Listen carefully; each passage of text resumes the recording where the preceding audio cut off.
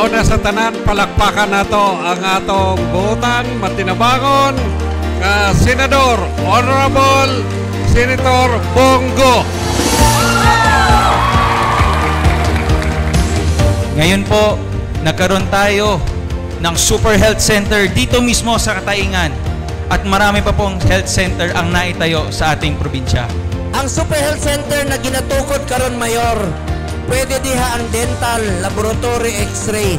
Pag-abot sa panahon, pag muingon si Mayor, dugangan natog dialysis machine, pwede na. Para di na mo kinahanglan mo biyahe pa o provincial hospital. Diha na mo magpatambal.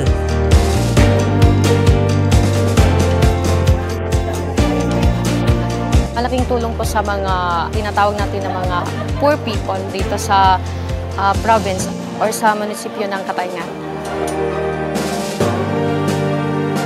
Hello po, Senator Bongo. Sana po ipagpatuloy niyo po yung program na Malasakit Center.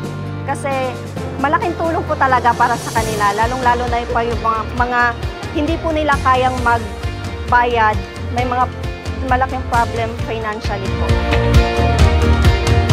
Kaya po mga masbatenyo, grabe ang pagpalangga sa aton ni Senator Bongo.